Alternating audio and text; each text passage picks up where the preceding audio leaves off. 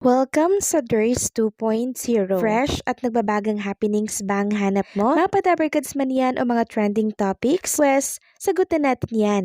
Kaya naman isubscribe nyo na ang ating channel para sa mga nagbabagang balita everyday. Welcome back again sa ating YouTube channel mga kadabarkads, and for today's video, ang pag-uusapan natin ay tungkol sa mga importanteng kaganapan sa loob at sa labas ng Itbulaga. Isang napakasayang pananghalian na naman po ang ating pinagsaluhan kanina sa Itbulaga. Punong-puno po ng energy at talakhakan ang Team Studio kasama ang Dabarkads. At mas pinainit pa ito ng kumanta na si Karen ng kanyang bagong single na Tibok Heto Na Ba Yon, na kung saan ay bidang-bida sa Itbulaga at ang lahat ay na LSS. And also, i-congratulate na rin natin si Karen Aistrap dahil pasok po ang kanyang single sa Vibe Uprising Universe. So, panglima po itong Tibok Heto Na Ba Yon by Karen. Samantalang next topic naman, pag-usapan naman natin ang tungkol dito sa bagong katapatan po na programa ng Itbulaga na Milyonaryo. Sinilip ko po kanina yung live nila dito po sa kanilang YouTube channel at nasa 490 plus lamang po ang nanonood. Talagang hindi po sila uubra dito sa noontime show mga kadabarkads dahil ang mga Pilipino talaga namang nag-e-enjoy na or nakuha na po ng Itbulaga or ng It Showtime.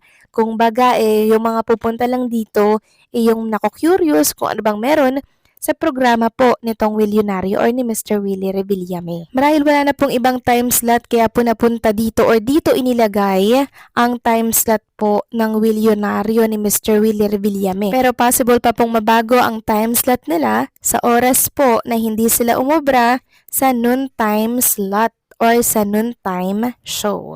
Samantalang next topic naman tayo, pag-usapan natin ang tungkol naman dito kay Jerome Ibardome na kung saan makakasama natin siya mamaya sa RJ Bistro kasama po sila Jazara Franz and Kuya Nas. Sabi nga dito, abangan January 27 which is tonight or today. Nasa RJ Bistro ang ating magnetic icon kasama si Jazara Franz, Kuya Nas. Para daw po ito sa pagpapromote ng kanilang upcoming concert by February 14, 2026. At sa mga patuloy po naghahanap dito po kay Jerome Ibardome sa Itbulaga mga kadabarkads, may paalala po si Marta Andrea, ang girlfriend ni Jerome Ibardome. Sabi niya, "We understand your feelings, emotions, frustrations, and disappointments.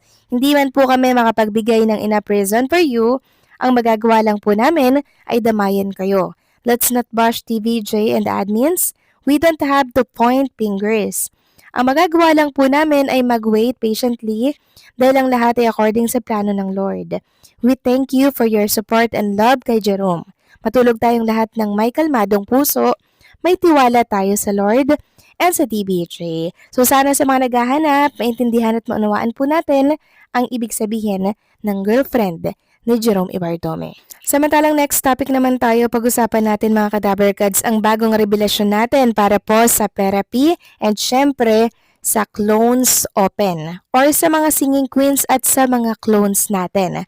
So ayon po dito sa nabasa natin mga kadabarkads, hanggang January 22 lamang 2026 etong therapy and syempre ganon din po mga kadabarkads ang Clones Open.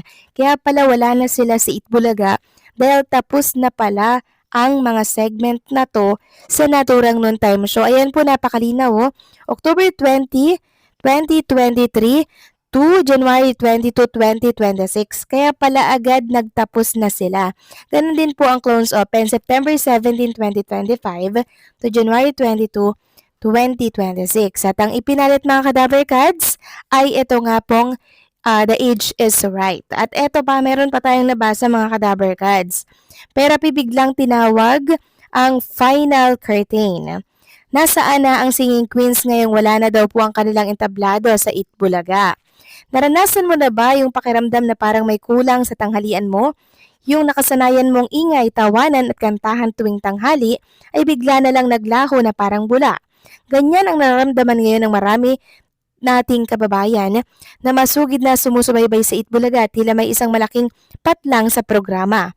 Isang katahimikan na bumabalot sa studio sa oras na dapat sana ay nagkakagulo na sa saya ang mga manonood. Ang tinutukoy natin ay ang biglaang pagkawala po ng segment na therapy.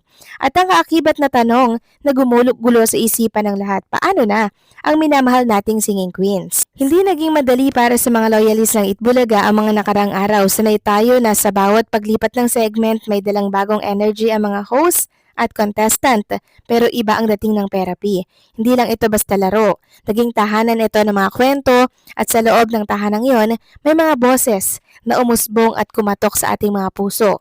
Ang singing queens ay hindi lang mga performers. Sila ay naging barkada, naging kapamilya, at naging simbolo ng pag-asa para sa maraming nangangarap. Ngayong wala na ang segment, tila naiwan sa ere ang kanilang kapalaran at ang mga fan ay hindi mapakali sa kakahanap ng sagot. Ang tanong ng bayan, tinanggal na ba ang singing queens? Ang sagot ay oo at hindi. Oo, tanggal sila sa ere sa kasalukuyan dahil wala ang segment nila.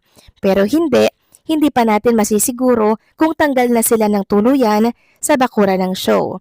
Hanggat walang official statement na nagsasabing release na sila, may puwang pa para sa pag-asa ang Itbulaga ay puno ng sorpresa. Ilang beses na ba tayong nagulat sa mga biglaang pagbabago at biglaang pagbabalik? Sa gitna ng lahat ng ito, ang pinakamahalagang aral ay ang pagpapahalaga sa mga underrated talents. Ang mga singing queens ay nagsimula bilang mga simpleng kalahok pero pinatunayan nila na may puwang sila sa puso ng masa. Ipinakita nila na hindi kailangan maging supermodel o anak ng artista para sumikat. Sapat na ang talento, puso at kwento para mahalin ng tao. Ito ang legacy na iiwan ng therapy at ng singing queens sakali mang tuluyan na silang mawala. Sa usaping teknikal, mahalagang linawin na ang pagtanggal sa segment ay hindi laging nangangahulugang termination ng mga talent. Pwedeng floating status lang sila habang naghahanap ng bagong concept ang creative team. Ito ay common practice sa TV networks. Minsan, kailangan lang ipahinga ang isang mukha o grupo para mamiss sila ng tao at pagbalik nila, mas mainit ang pagtanggap. Ito ba ang strategy ng show? Possible.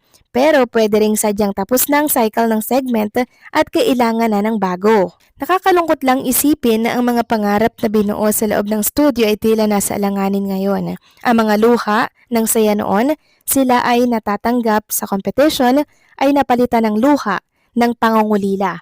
Pero ganyan talagang buhay, puno ng plot twist. Ang mahalaga ay kung paano tayo magre-react dito. Magpapatalo ba tayo sa lungkot o gagamitin natin ito para lalong patatagin ang suporta? Ang hamon ngayon ay nasa ating mga kamay bilang manonood. So napakasakla po mga Kadaver Kads ng sinapit ng mga singing queens kung sakaling buburahin na po sila ng tuluyan dito po sa Itbulaga. Kasi maraming supporters ng mga singing queens natin.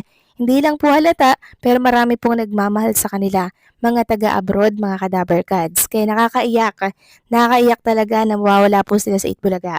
Pero sana mga Kadaver Kads, makita pa rin naman natin sila kahit mga alternate lang na araw, hindi po ba? Kahit hindi everyday, basta makita lang natin sila mga Kadaver Kads.